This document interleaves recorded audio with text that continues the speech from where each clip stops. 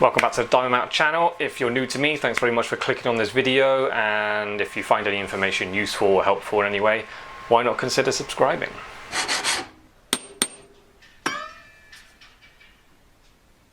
Time for some more golden nuggets. Let's do things a little bit more practical for you today, not just what I'm looking at around my bench. Right, when you're annealing, let's get straight into it. When you're annealing, rather than holding your flame going across it that way you're wasting a lot of heat, a lot of the potential of the flame. So put it going down the piece of wire, and that way you've got the full amount of heat, the whole flame going up and down it. Obviously keep it moving a lot, you don't want to melt it at any particular point, but yeah, keep it moving and then going down the wire, and that way you're annealing it much quicker because you've got all the whole flame going up and down it.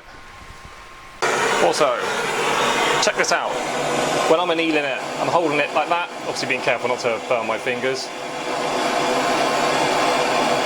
I'm holding it with tweezers, yeah, and I move it along as I'm putting my flame down it. I know, especially college tutors, they love to recommend rolling things up, and I actually reckon, I would argue, that is the worst possible thing you can do for annealing wire.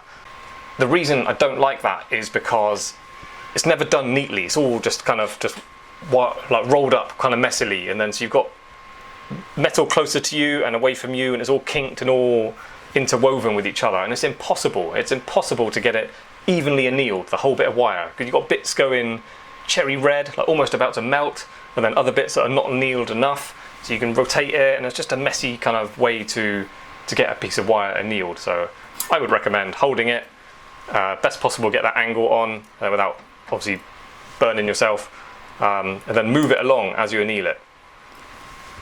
Next top tip, I mentioned to you before about putting a little slot in the peg so you can push your tweezers down.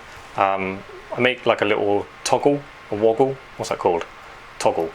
Yeah, and then there's a lot of feel to that, so I really can know how hard I'm squeezing something. It's not just, I've got to yank it down until it doesn't fall out. I can gently hold things with it. And it's also useful, like with that, because there's so much feel, I can really gently hold something, and then because that is there, it'll just balance in position on that. So I can still kind of use this position, which is good for soldering, right in front of me, without the fear of over squashing something by yanking it down into that groove. If you've got an old pair of pliers that are years old and the handle's starting to split or just keeps coming off all the time, this worked a treat. It's basically a shoelace.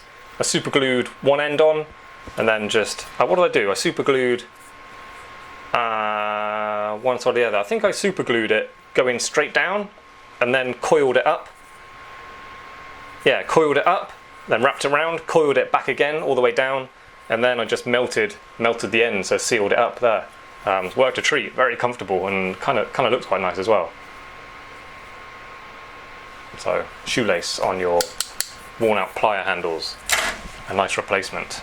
This jeweller's wax stuff you can buy, I use it for my drills and my burrs, all kind of phrasing, and my saw blade. However, I do still argue that nothing beats beeswax.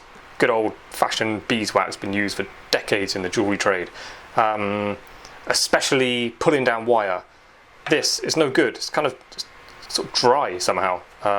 This really leaves a nice waxy surface to your wire, which is what I'm doing with this at the moment, pulling it down. So yeah, I keep this next to my vise. It's always use this for pulling down wire. This stays with me on the bench. Always use it for phrases and my saw blade. However, I do think beeswax may still be better for your saw blade, but only if you do this. Check this out. The teeth on your saw frame, yeah, always pointing down. So when it's like that and you're putting it in, they point towards you. That's how we do it. So when you cut, it's on your down motion. Using beeswax to lube your saw frame, I never saw into it. I always just go with the teeth, and just a little bit, because the reason is because if you saw into it, you can kind of clog up the teeth a little bit. It can be a little bit of a hindrance when you start cutting.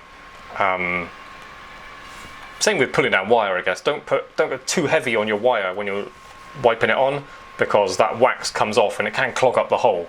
So you get a solid bit of melted wax in the hole. It's not the end of the world, obviously. You can push it out with something thin bit of wire, but it's just mainly, I think I got that from sharing workshops with other jewellers. Just think about, be considerate for the next people using it. You don't want to clog things up and make it awkward for other people. So yeah, beeswax, just one with your going along the teeth, not against the teeth, and then yeah, beeswax for the draw plate, this stuff for your burrs. And oil for your drills. Just as we mentioned, oil. When I'm putting oil on my drill, just the tip, literally. I mean, that was low, that was probably too much. Just the tip of the drill. You don't want to cane the whole thing, because that rotates. You don't want to be flicking oil everywhere. You don't need to. You just want oil on the tip, so it goes into where you're drilling. And then stop and put oil on your drill all the time. Just keep putting fresh oil on, just a tiny amount. Stops it overheating, cuts better, obviously keeps your drill sharp. Yeah, oil, do it. I've got to get some more. This is my little supply of safety pickle. Now, just don't bother trying to get sulfuric acid. You really don't need it. It's quite dangerous, especially if you're working from home like me. You don't want your kids having any kind of chance of touching nasty chemicals like that. Safety pickle works just as good, as sulfuric acid. And then also, if you put something in a bit hot accidentally and it sprays on you, doesn't put little holes in your clothes. I found years ago when I started my apprenticeship, we were always using sulfuric acid, and then my clothes are just, especially my t-shirts, were just little holes would appear. And what it is, you get a bit of acid in there. It doesn't burn through like it does in the movies, but it does kind of weaken the fibres just where it's touched it. And then after your clothes have washed, you start to get a little hole, and it will obviously, once the threads have come apart, then it's just fraying away. So you do kind of ruin clothes with sulfuric acid, and that's never happened, never happened with safety pickle. So unless you're a jeweller and you're under a lot of pressure to do so much work, like you've got a size 15, 20 rings in one day, you really need the acid to be really strong solution and work really quickly. Maybe acid is better in that situation, but it's not normal anymore. Such safety pickle, just buy safety pickle, and it's not expensive, and it's safe, obviously. If you get it on your skin, it's not an emergency. Just wash your hands with water, like, very quickly, and it's gone. Okay, one last one, guys.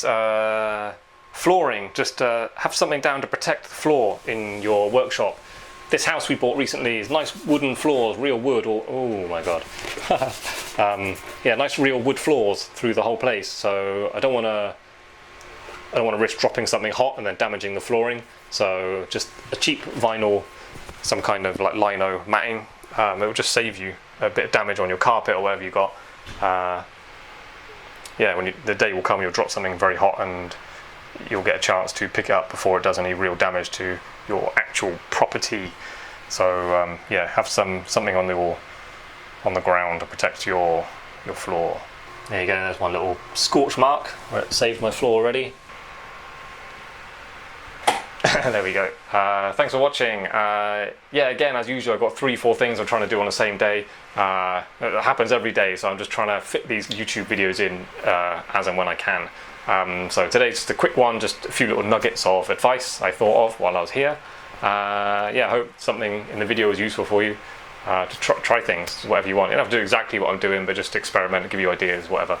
Yeah, each one teach one, as they say.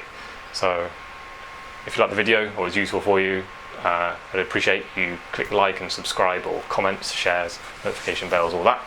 And stay tuned, and I'll see you next time. Bye. A new house has just appeared over there. It's got a gold roof. I'm going to go over there and set some diamonds in it.